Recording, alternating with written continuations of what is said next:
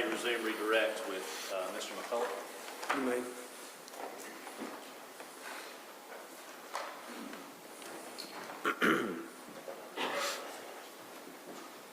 Mr. McCullough, I'm going to show you State's Exhibit number 7 and ask if you'll look at that, please, sir. Yes, sir. Are you familiar with State's Exhibit number 7? Yes, sir. And specifically with State's Exhibit number 7, what is State's Exhibit number 7? It is the recorded interview call that I had with Agent Jason Shadell from the GBI in January 26th of 2018. Have you had an opportunity in the break since you've left the witness stand to review that disc? Yes, sir. And is it a true and accurate recording of the interview that you gave with Jason Shadell? Yes, sir. John Roberts, tender State's Exhibit number 7. No. What was the date of the interview? January 26th of 2018. All right. Just a minute. I would ask that it be published for the jury.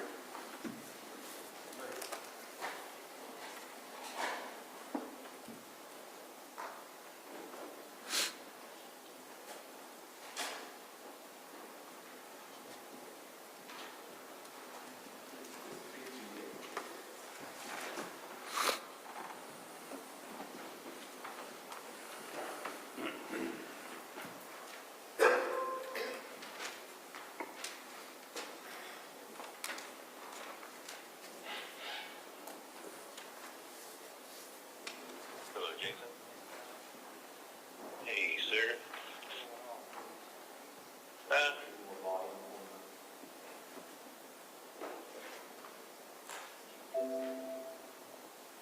Not much, just getting up, just got the kids off to school and stuff. Waiting for a few minutes and then I have to leave for work at about 8:20 or so. And I ride a motorcycle also, so I can't like take you on a call with me. Yeah, no, that's fine. Trust me. Hello, Jason. Hey, John. Hey, sir. What's going on? Not much, just getting up, just got the kids off to school and stuff, and waiting for a few minutes, and then I have to leave for work at about 8:20 or so. Oh, okay. All right. Well, And I ride a motorcycle also, so I can't like take you on a call with me. yeah, no, that's fine. Trust me. I wouldn't want you to do that. I'd rather you be much more safe than that. Yeah. Well, also it's the car that I had, or the truck that I had, lost it in a flood. I know you heard about all the flooding and stuff. My neighborhood Got a actually. buddy that lives south of Houston in League City. Oh, okay. Yeah. But yeah, it was. I'm in like Spring area, so just north of Houston and just south of the Woodlands. And yeah, we got it pretty bad, man. They were launching boats to go help people 2 streets over from my house. Wow. Yeah, my buddy had to leave his house because it got to the windows. It had rained so much the water started seeping through on the top end of the windows, and they had to go stay at his parents' house. So we sent some stuff out there for him, and like I said, we offered him to come over here and just stay over here for a couple weeks, and they didn't want to do that, so because of work and all that other kind of stuff. So yeah, I was watching yesterday on the news last night where I don't remember if it was Winnie or somewhere that has the United States record for most rain fallen from a land something, like not a tsunami, but like a land storm or whatever, and they got 60 inches. I remember he was telling me they got like 48 inches in like 3 days. Yeah, Something yeah, like it that. It's just was crazy. Some astronomical figure I couldn't even imagine. So, but of course they put us on standby for all the storms, so we never knew whether or not we were going out there to help out or not, or because then we ended up having our own here. Right. So because yeah. mutual aid stuff, and if we didn't, I would venture to say if we didn't have the storms here too, then we probably would have been going out there to help. So it's been a rough. We had a triple homicide yesterday. Oh man, that's no bueno. Yeah. So we've been out working on that for the last few days, and yesterday and today. And well, I think what was crazy too is I was watching on the news either yesterday or the day before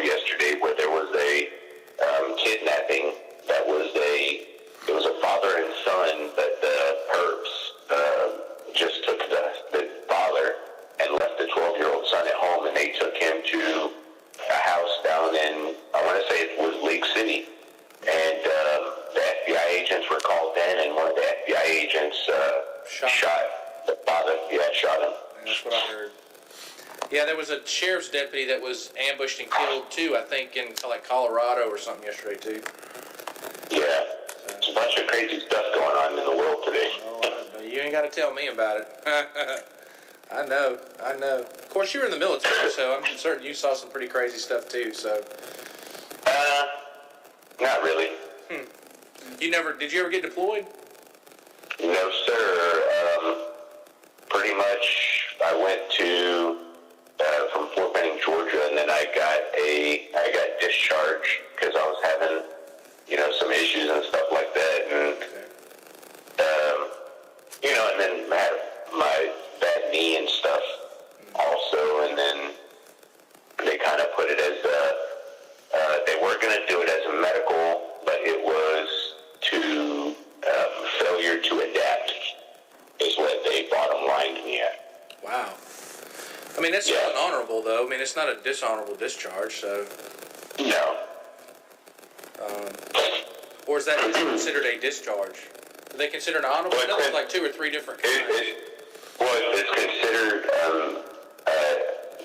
I don't remember how it's worded, but like a general discharge, but they told me I could file to get it changed to honorable discharge if I absolutely wanted to.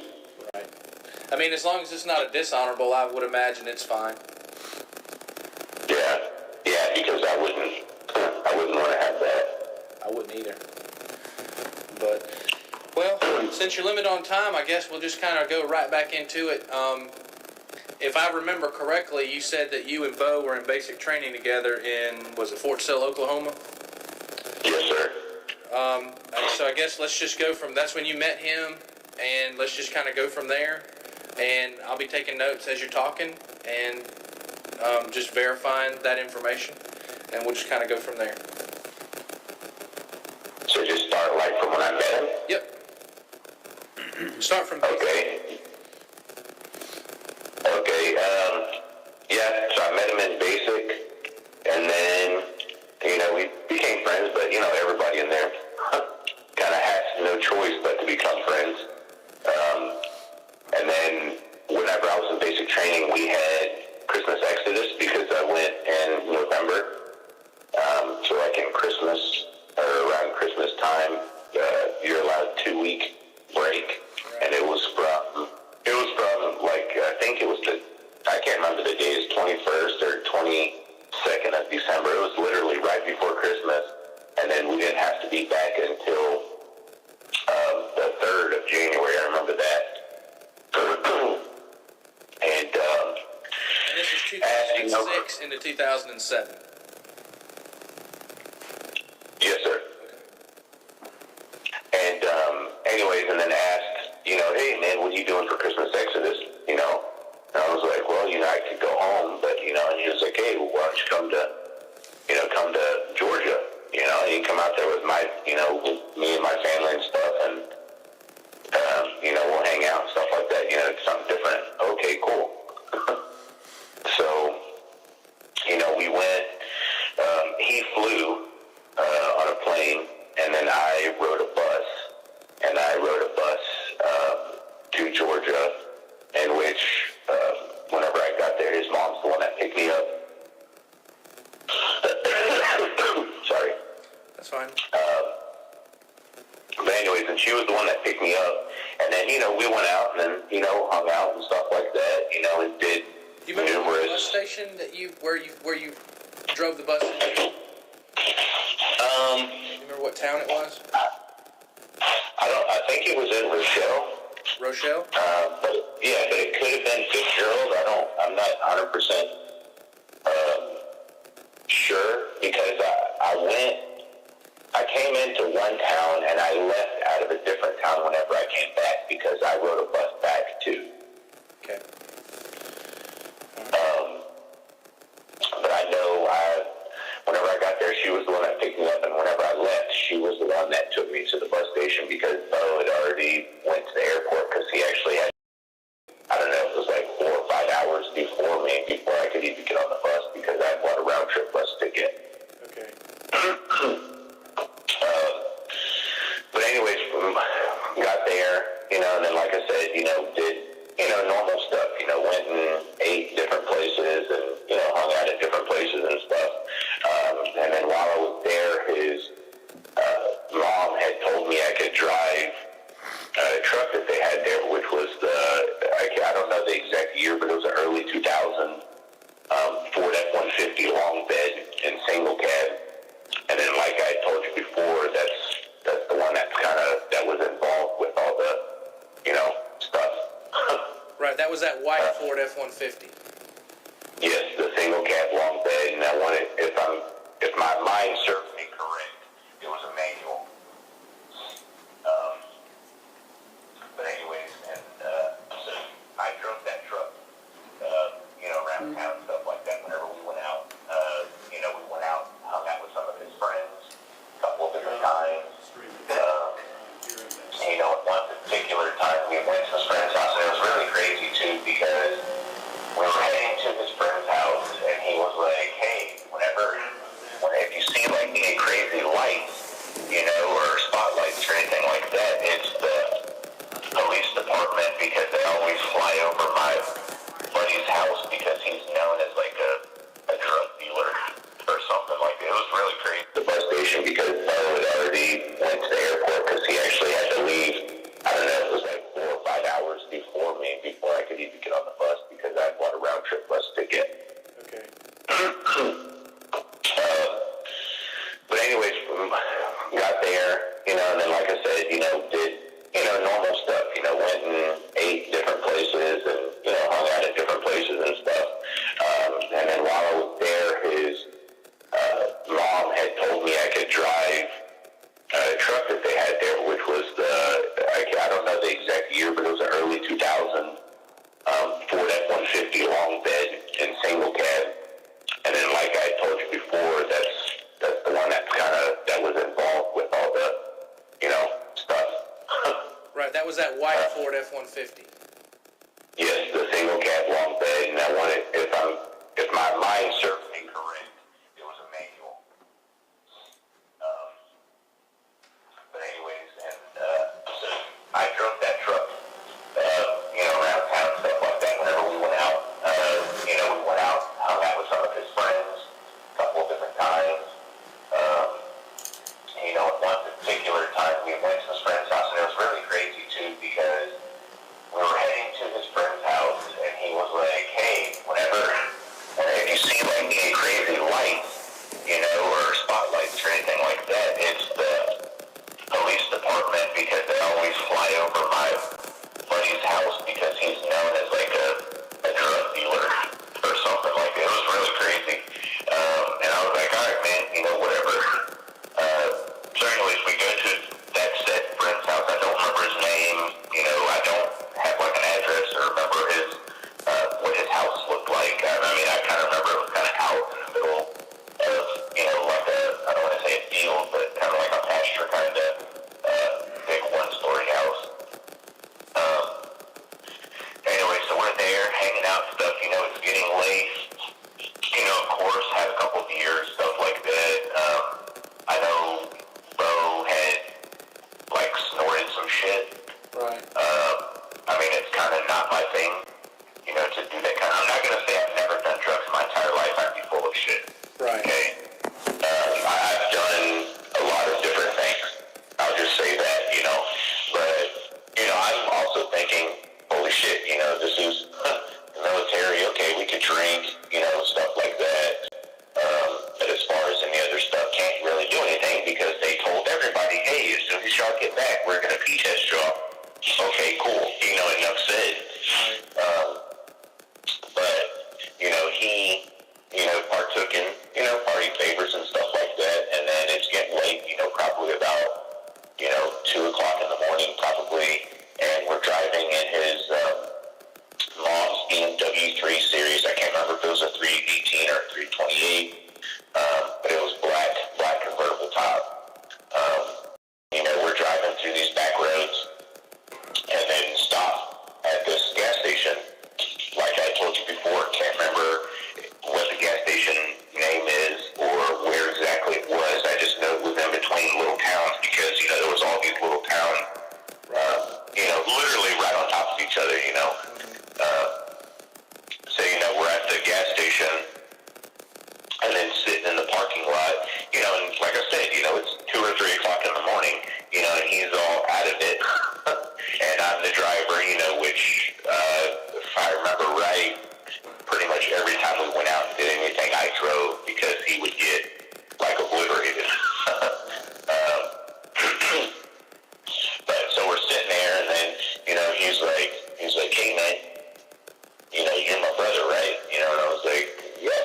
up? And he's like, you're my battle. You're my battle, right? And I was like, yeah.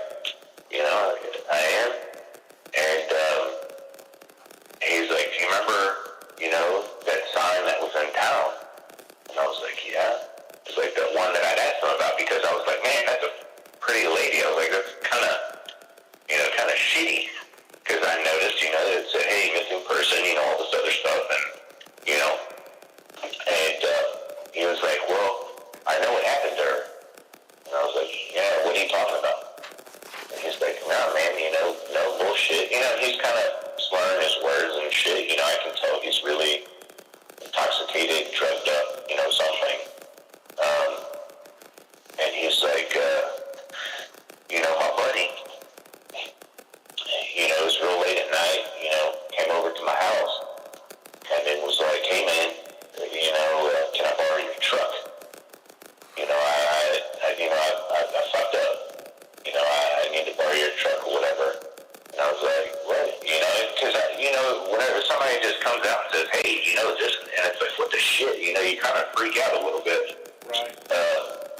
Did he say that the buddy that he was referring to, was it the same guy that y'all had hung out with earlier in that night or in the week? No. Okay, different one. Yes. Was supposedly, Rich, really good buddy and all this other shit. And, anyways, and said he'd asked for the truck, and then, that dude was upset, and said, hey man, I accidentally killed her. And then, That's what he his was buddy like, told Bo. sir? That's what the buddy told to Bo. I accidentally killed her. Yes.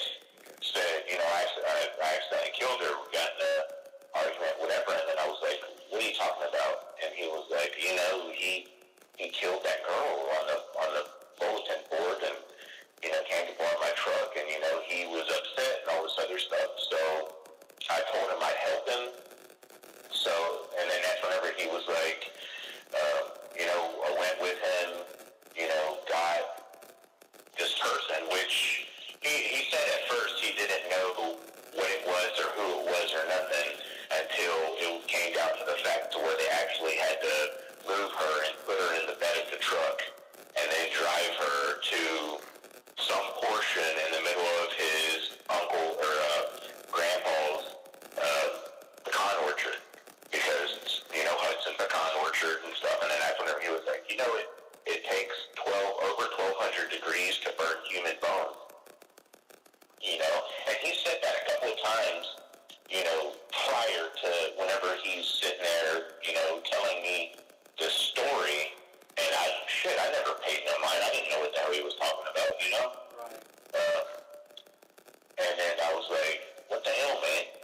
And he was like, yeah, so, took her out to the middle of the pecan orchard. I'm assuming it was in Rochelle, because I know he said that there was a big portion of it that was in Rochelle, but they had like another smaller portion, like in Fitzgerald or another little town that was around there, because I know it was 3 little towns that I know we visited while I was there.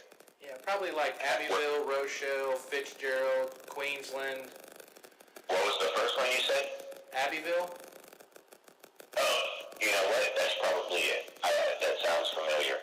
Those are all in the same general area. You have Abbeville, Rochelle, Pitts, Fitzgerald, Osceola. That's pretty much. Osceola. And Hey, you know what? Osceola is the town that I took my bus into. And I want to say I left out of Fitzgerald, I think. But I know for sure whenever I went there, it was in Osceola. Well, let Because me that ask you was this: like, when his mother picked you up, you didn't have to drive very far to get to her house, did you? no, and we didn't go to her. Well, we went to I want to say their last name is the Roberts, and that was his aunt and uncle's house, because they, had a lot of money and stuff like that. They were like teachers or principal of a school or something like that. Maybe something with education. I can't remember. Well, he's got an uncle, last name of O'Connor, that was the principal.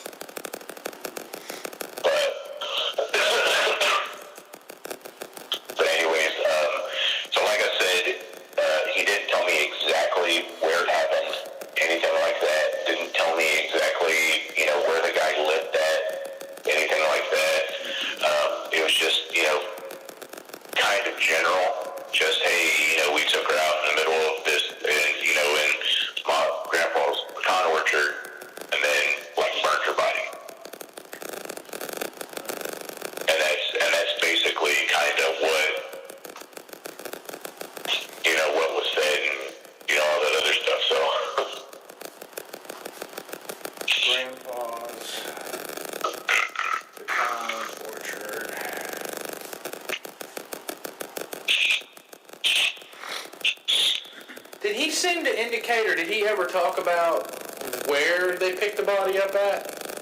Where he saw the body for the first time? Did he say he saw it in the orchard the first time, or did he say they moved it? No. It was, they moved it. From the orchard to another place, or from this place out in the woods to another place? Yeah, no. Like, whenever his buddy approached him and said, can he borrow the truck, it was at his house. Right. Like, she was at his house. So he had to take the truck from Bo over to his house, and they helped him, or he helped him, load it up in the truck, and then that's whenever they took it. To the orchard. Yes.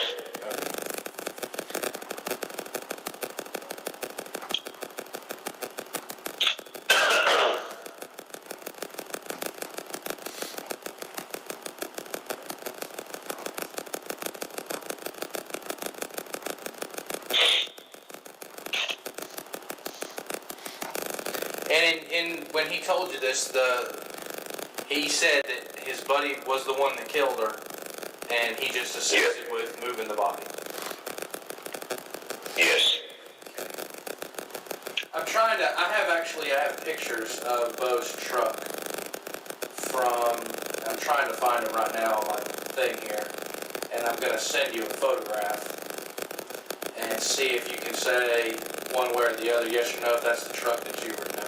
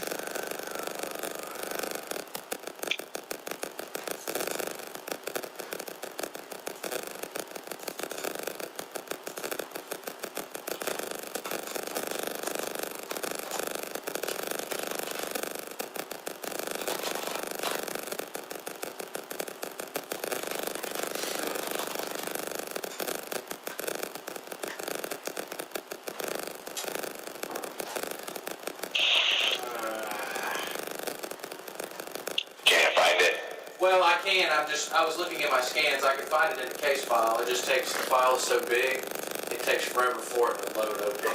So it might take a minute.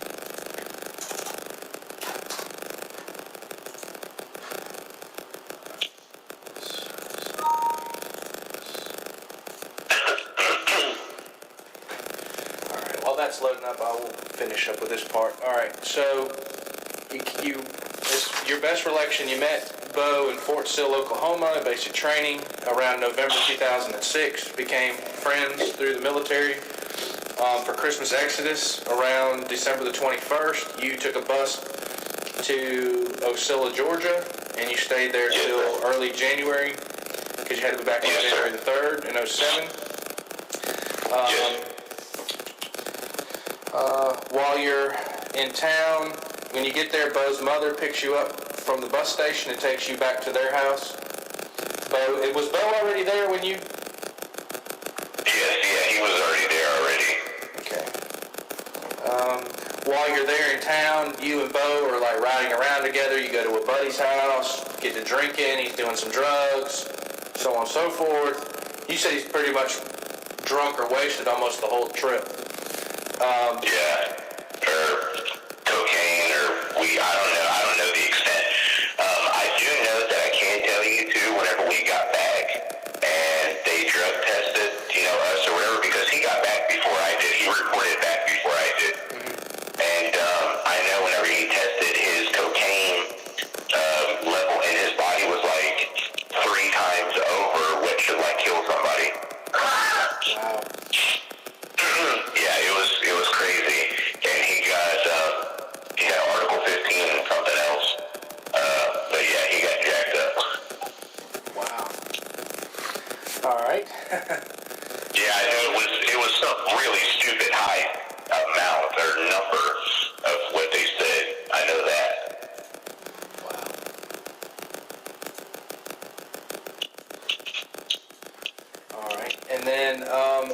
So y'all he ended up going to his buddy's house. That's the buddy where he got high and drunk and all that. But he was saying that, yeah, the helicopters would fly over because he was known to do drugs, so on and so forth. You didn't see any helicopters flying over or anything, I'm certain. But you're not sure who the friend was. But while you're driving around town, at some point you saw Tara's missing poster hung up somewhere. Yeah, and it was a big yellow sign, and I remember at the bottom, because I was like, man, what is she, who is that? Because it was like, I want to say either $100,000 or $150,000, reward that was on the bottom, and I was like, man, that's crazy. I was like, who's that person? And I'd ask questions about it, and then, like I said, just later, whenever he was all, I guess, loose-tongued, right, that, is whenever he said, he broke down and, started talking to me. Right, he said, you're my battle buddy, right?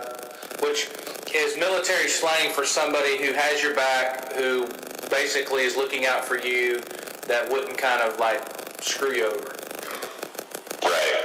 And, what I've said before is, this shit, because, I mean, it's literal shit that is in my head, that I've known about for like all these years, and that, and that, like I told you before, that's why I've been frustrated and, all this other stuff, because, it's not, something I just look at and it's like, oh yeah, whatever, I know this app, fuck it has nothing to do with me, screw it, who cares, like, it jacked with me so much because of the fact that, he was, intentionally, I was trained to count on my guy and to always, take care of my guys, regardless or whatever, especially because I was the 88 Mike, I was transportation. I was going to be hauling everybody around and stuff like that. So, it's kind of a big deal. So whenever I'm sitting there and I'm like, man, I got to tell somebody I can't do this, and then, oh shit, he's going to get in trouble and, get thrown out of the military and all this other stuff. What the hell do I do? And then that's, it really jacked me up. And, I'm not trying to find an out of why I got out of the military and stuff like that, because, I really wanted to stay there because of the fact it was a huge deal for me to be in the Army and make something of myself, because, my dad wasn't, none of my family was. And I wanted to be something else, but, and I'm not saying all alone, just the shit he told me and the stuff that it caused for me, is the complete and utter reason why I got out of the Army. It's not, but it's probably about 85% of it. Because if I can't be relied on to, watch out for my, my intentional guy that could possibly save me, then what the hell am I doing? Right, I understand. Trust me, I completely understand. Well, I mean, it sucks for me because pretty much in term, it fucked me out of being able to have a military life, because, I struggle now with stuff, not financially, but, just everyday stuff, because of the fact that, I didn't go to the military, I didn't, do all I set out to do and shit, and, it just sucks. Right, I understand. You feel like it's a missing part of your life. Yeah, I mean, it's, all my friends, I'm going to stop my motorcycle real quick. That way I can get warmed up.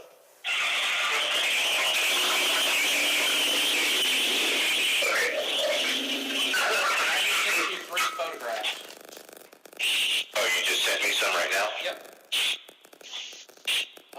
2 are the exterior of the truck, and 1 is the interior of the truck, as it was when the photograph was taken, obviously. Okay, I'll be able to tell you.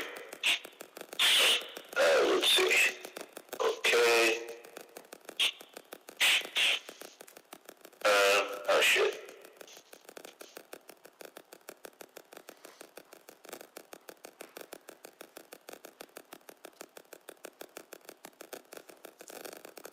Yeah, that kind of looks like it.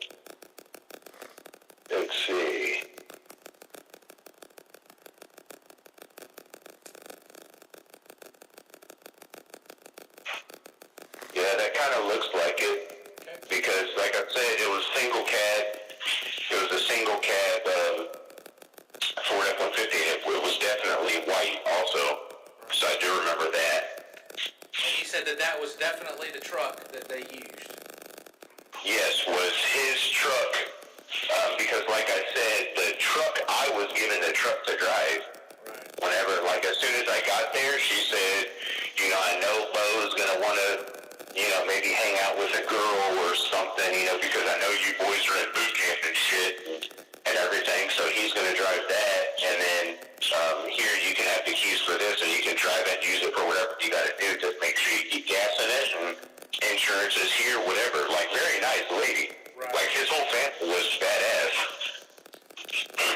And you think that you met some of his family that were in education? Did you go to their house? Yeah. Yes, yeah, I went to their house and stuff like that, and then, met his brother, who was going to University of Georgia. It's Georgia Bulldogs. Yeah. Jake is his brother. Yes, yeah, Jake. And he was, stocky dude, and he had Justin Bieber hair before Justin Bieber even existed.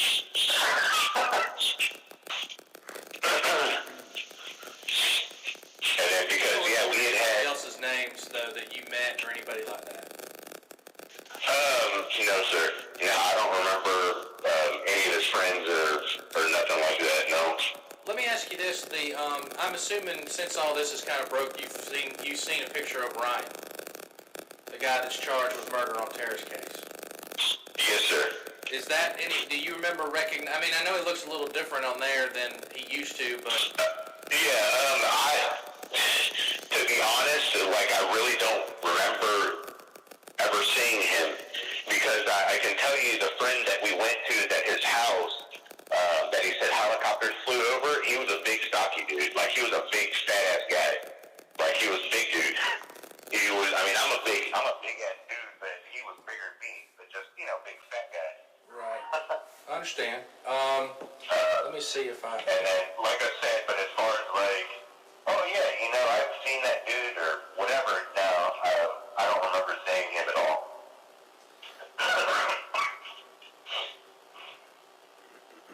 I've got some photos here. Let me see if I can find them.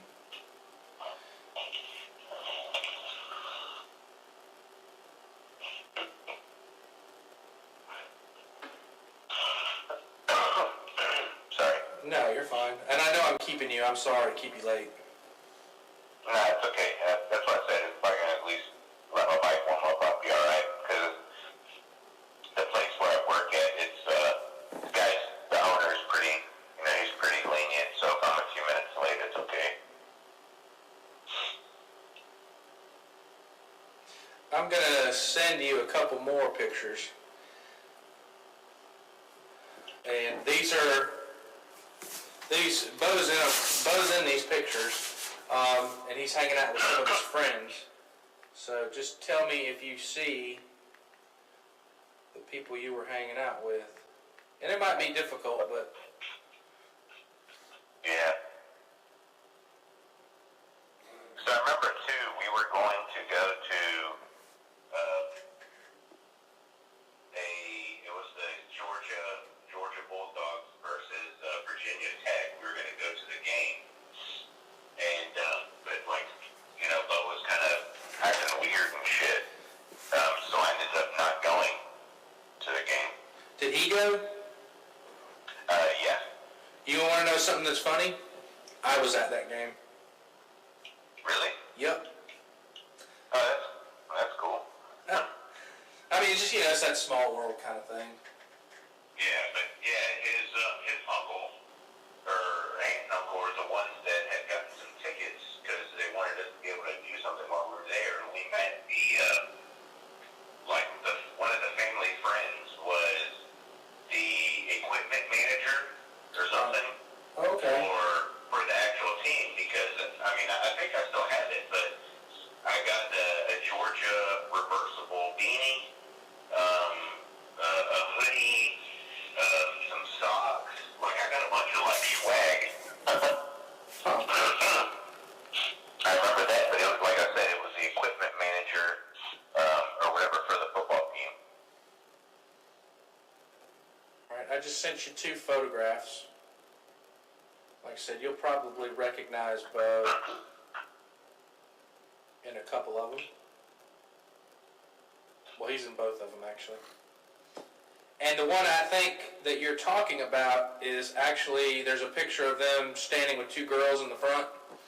And Yeah. Bo's got his hands up in the AC/DC rocker hand. There's a guy in front of him in a green shirt. That's who I'm thinking you're probably talking about.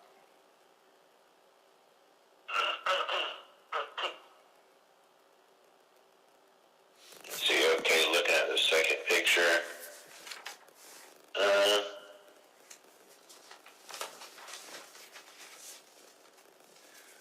And of course, None of those guys in the second picture really look familiar to me or nothing. Which one is the second picture for you? It was the one where it was just a couple of guys sitting in the back of the truck. Okay. Yeah, I think it's the other one that's the one that you're gonna hopefully. Yeah, and then the dude on the very far right in the polo, that's his brother. Yep.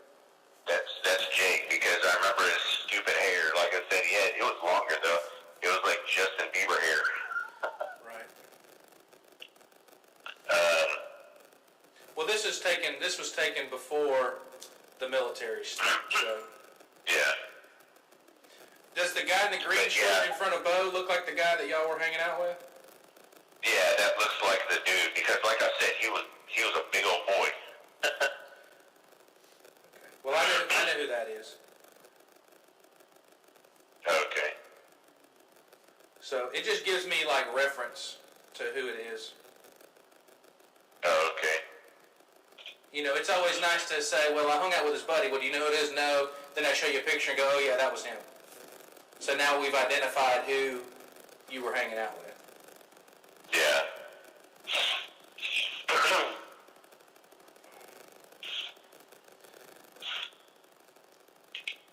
Okay, all right.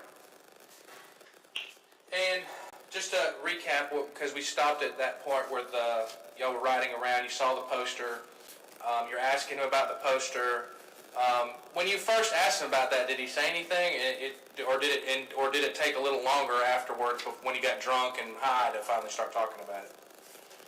Yeah, I mean, he didn't, like, the only thing he said, like, prior to whenever he completely told me, like, the whole story and everything, Right.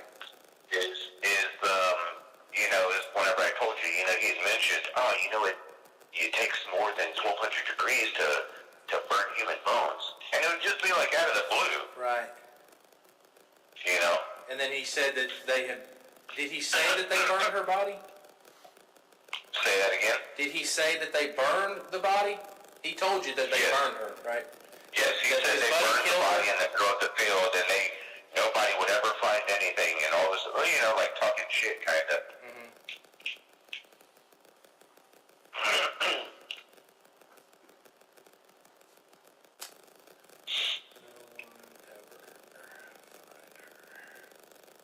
Okay. Is there anything else that you can think about? Like I said, other than verifying his truck and verifying the guy in the photograph, if I remember correctly, this is pretty well exactly what I identified in our first interview. So all this is documented from my first interview with you.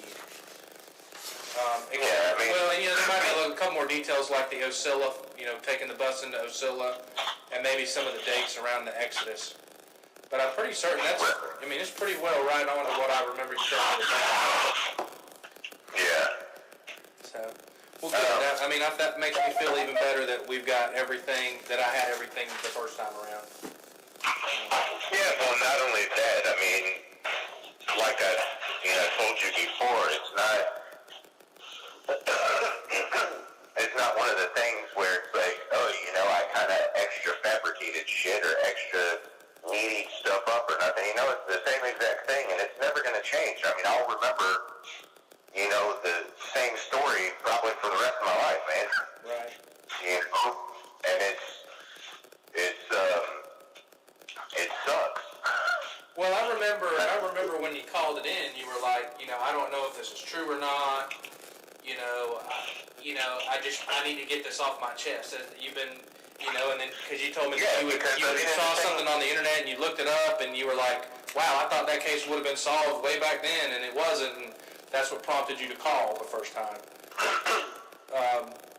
You know, I mean, Yeah, so, because I originally called, you know, way before, just to, hey, you know, what's going on with this, and, you know, stuff like that, you know, and that was probably in 2008-ish, or late 2008, early 2009, because I got out in so you February. contacted Bo in 2008 and 9.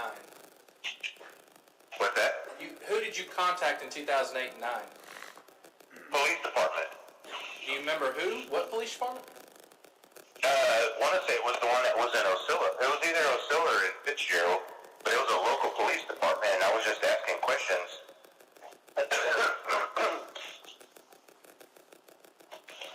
And then it kind of went to nowhere, and then I was just like, okay, well, I'm guessing since nobody wants to talk to me, it's just... So you called to ask and to get somebody to call you, but nobody ever called you back. Yeah, nobody ever called me, nobody ever did anything. Okay, well, I guess, you know, whatever, I can't do anything about it. You know?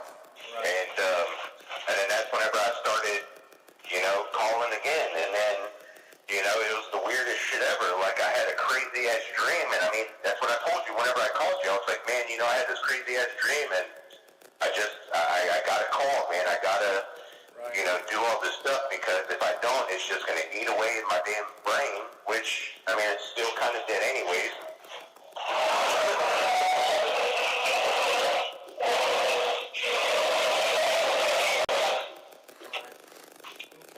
Had to turn my pig's kennel around. He's a little shit ass, and he's smart enough to open his kennel.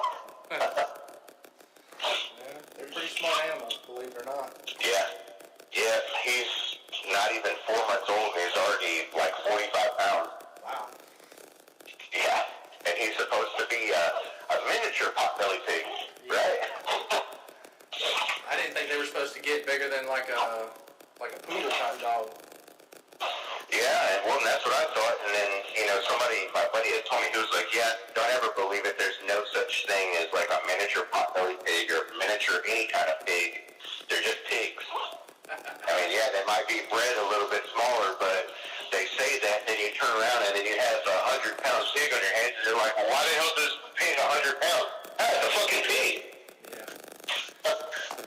All right, well, John, I'm gonna let you get back to work, or let you get to work. I appreciate you calling, you know, calling me back, and I'm glad we, you know, verified this again and re-verified it. You know, I feel a lot better that, you know, I did make sure and get all the information the first time around. So, but other than us find the photograph, I do have a question, though. Sure.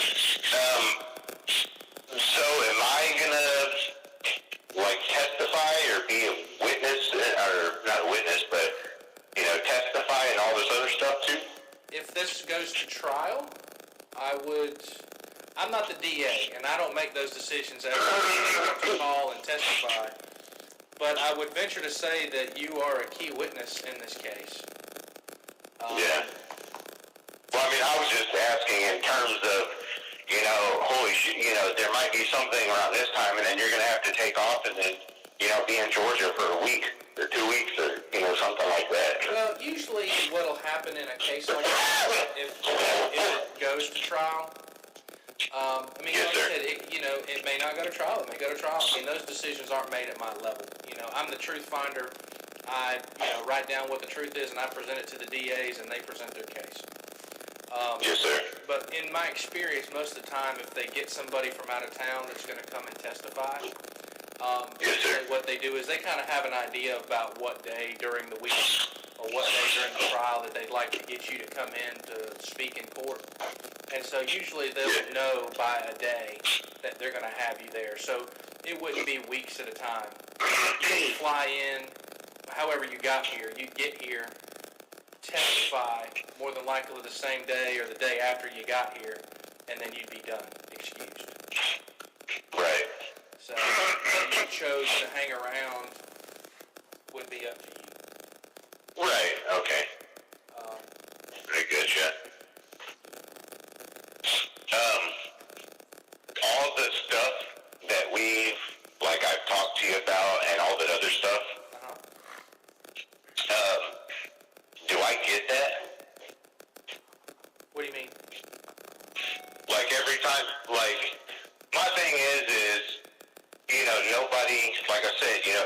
felt like everybody just kind of fell off, and it was just kind of like, whatever, which, you said wasn't the case. But every time we talked, in case I need to be a witness and stuff like that, can I have all the stuff that me and you talked about? Review your testimony before you have to testify. Yes. Yes, you'd be allowed to do that. The DA's office would probably provide you with a copy of my investigative summary. And they wouldn't necessarily do that. They'd probably just call you in or call you up on the phone and talk to you again. Hey, I'm reading this investigative summary. And if they have additional questions about that they need to ask, they'll ask you. Okay, I get you. So well, because I know this case is, like I said, it's, I don't want to say sensitive, but at the same time, I want to make sure I'm doing my part, and I don't want to end up like fucking myself or causing any problem, for the case, because I want it to be fixed, man. I mean, that's my goal, and I don't even know this person, but I feel that, it's part of, my life. Right. And if I don't, see it all the way through, it sucks.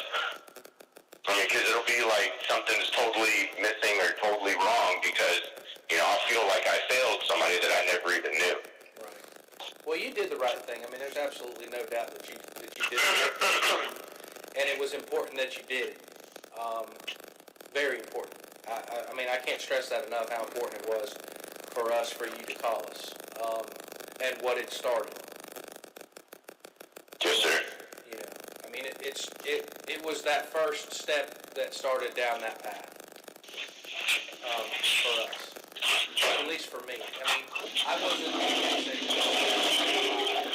2006, 2007, 2008. Right.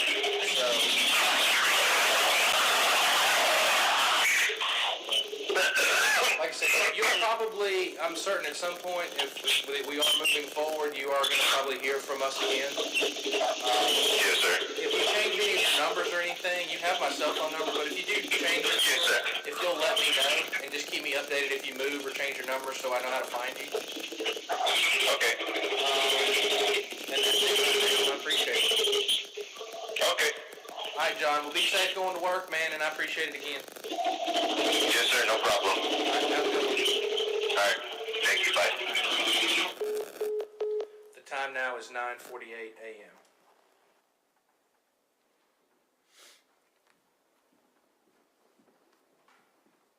Now, Mr. McCullough, prior to the break at this morning's session, had you listened to that recording before? No, sir. And that was the first time you had heard that recording was during the break? Yes, sir. And the recording that we've just heard, is that a true and accurate recording of what you told Agent Stell? Yes, sir. Thank you. Now, defense counsel had asked you earlier about some DUIs. That was not you. No.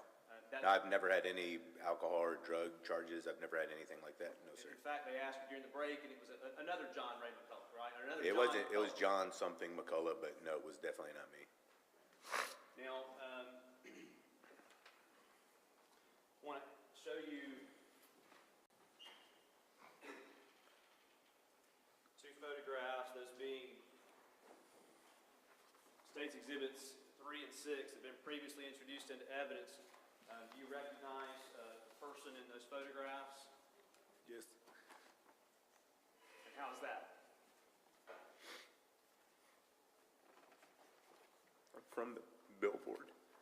And is the person in State's Exhibits 3 and 6 the same person that you saw on the billboard?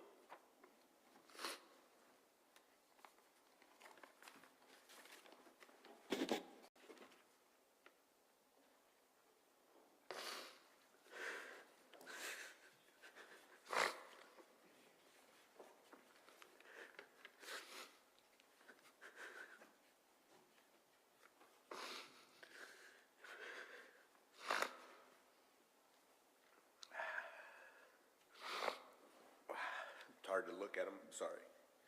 Just take a moment.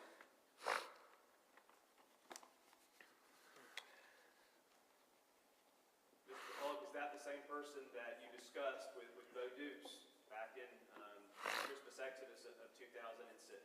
Yes, sir. Thank you.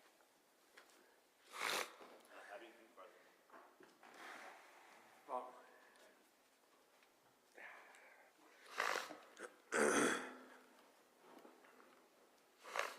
Do you need a minute, Mr. McCullough? I'm good. I've been waiting long enough. Well, let's talk about waiting for a second. You said before Bo Dukes had told you these things, you'd known him for 3 to 4 weeks? Roughly, yes, sir. Okay. So you had had 3 to 4 weeks of basic training in the Army at that point? Yes, sir. And yet, in that statement, you say, because you had been trained with you, and Mr. Dukes had said these things, you could no longer count on or trust your fellow soldier. To an extent, yes, sir, because that's what was instilled in us, to be able to rely on the person next to you or whoever's your battle. What had been instilled in you in the 3 to 4 weeks before Exodus. Starting from day one. Sure. But you had additional training after that. Yes, sir. All right. And then I think you said ultimately you went off to 88 Mike or transportation. Yes, truck sir, driver. Fort Leonard Wood, Missouri. All right. When did you receive your general discharge? It would be, finalization of the paperwork was, I believe, February 9th of 2008, Okay. or 2009, I'm sorry. 2009. You're in the Army about 2.5 years or so. Not even, but after Fort Leonard Wood, Missouri, and was going to Fort Benning, Georgia, was my first duty station, and actually made it here to Georgia for roughly 3 days, in which I don't know, I broke, and I couldn't handle it. I couldn't see myself doing it because it felt like, I don't know, that I couldn't be relied on, because that's after I had started calling and, trying to get the information out and stuff like that, in which I went home and subsequently went AWOL. And then just out driving around one day and got pulled over, and they ran my name and showed up that I was AWOL, and got transported back to Fort Sill in Oklahoma and awaited my discharge for I believe it was either Chapter 10 or Chapter 11 for failure to adapt. And it is your testimony that you went AWOL because you didn't feel you could be relied upon. Yes, sir. Because of the things Mr. Duke told you? It's just because it was the sense of, if I can't handle, I would say, sensitive information or information of that nature, to be able to, I guess, watch out for my buddy, then what am I doing? Well, but I thought your concern was you couldn't trust other people because of the secrets they relayed to you, not that you couldn't be relied upon. Well, it's a tricky situation when it comes to that, because of the fact I guess there wasn't the balance that I wanted, in the sense of being able to count on myself as well as count as other people, because of the fact that, in the sense, I was about to fail him, because I couldn't hold on to it. I couldn't turn a cheek. I couldn't look the other way, and I couldn't not say anything. Well, now, I thought you told us earlier that the reason you didn't come forward and tell authorities until the call to Fitzgerald, I believe you testified earlier, it was 2006, 2007, was because you were concerned what would happen. That is, you didn't know what would happen with Mr. Dukes. Not that you felt that you had some obligation to him to conceal what had been told to you. Is that a question? Well, it is, sir. Which is it? Okay. Well, like I said, it's, I guess it's kind of a mixture of both. And I mean, I would understand that, probably anybody would understand that it's complicated, but in the same sense, it's a mixture of both of those things. And in 2009, when you come out, you're still having this feeling, you had testified you had placed calls in 2006, correct? End of February of 2007, after roughly maybe a week that I was in Fort Leonard Wood, Missouri. Yes, sir. You were paying attention when the recording was playing? Yes, sir. Okay. recall telling Agent Shadell that you had called Fitzgerald in 2008, 2009? It was either Fitzgerald or one of the other police departments, and roughly since that time until now, I've called several police departments. Okay, but you didn't tell that to Agent Shadell, did you? I told him about the case or the first part of calling Fitzgerald Police Department, yes, sir. Okay, but in that recording we just listened to, said you had called 2008, 2009 down to Fitzgerald, didn't get a response. On that recording, but if you also knew the other things, I've had a conversation previous to that with him as well, which was Well, June 14th. Okay, so your testimony is, and I don't want to put words in your mouth if they're not true, That's right. but that during the initial meeting you had in 2016, you laid out for Agent Shadell, not only had you called Fitzgerald in 2007, but you had made multiple repeated calls to local law enforcement. Yes, sir. You would agree that does not appear in this detailed recording that we just had? Yes, sir, because to my knowledge, this was the only recording that he actually recorded. Well, now, what I'm asking you is that you saying, hey, not only did I call Fitzgerald that one time, but I then started calling all of these other law enforcement agencies because I couldn't get a response. That wasn't in the recording we just heard, was it? No, sir. All right. In fact, what you had said is you had started calling again because of a dream that you had had. That's Yes, why sir. you called the GBI in 2016. Yes, sir, again, yes. Okay. And decided to look past the, I guess, local law enforcement because nothing was happening. All right. And I called, if I can add, previous a couple of times to the GBI in which they said the agent that was the original agent that was on the case was no longer on the case. And that happened one more time after that.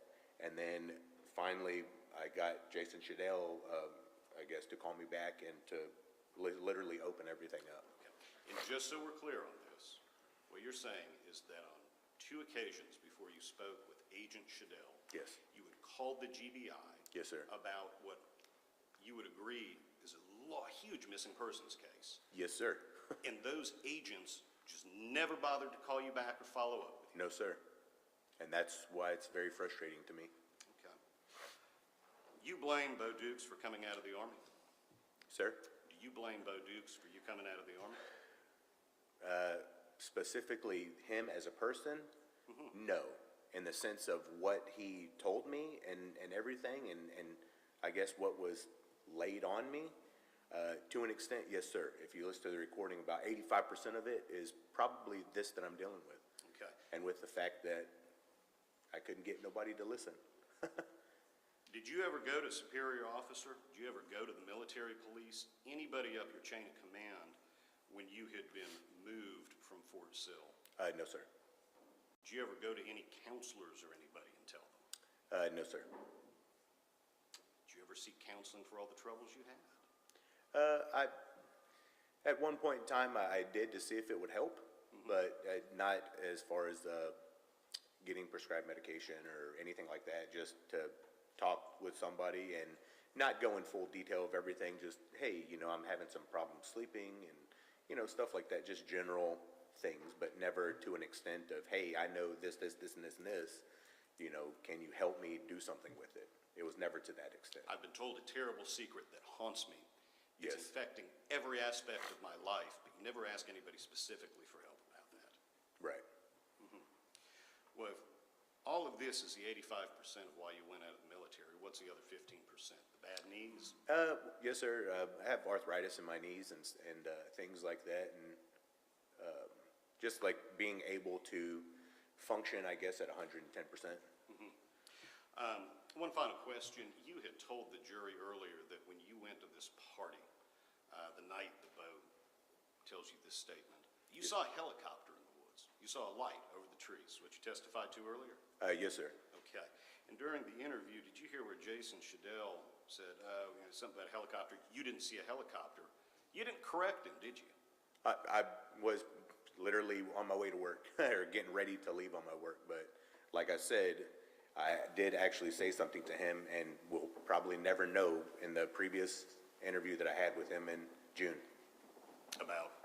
About The whole thing, because in June, whenever I initially talked to him, I told them everything from start to finish, just like in the recording, but, you know, it wasn't exactly, you know, hey, this, you know, in the sense of, I guess, the formality of it, I'm assuming, of, you know, of what went into great detail and what didn't and stuff like that. So, yes, sir.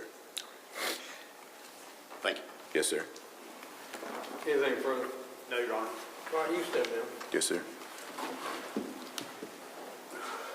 All right, members of the jury, it's almost noon, and so I'm going to recess for lunch till 1:30. Be back here in the jury room by 1:30 with these instructions, and that is you're not discussing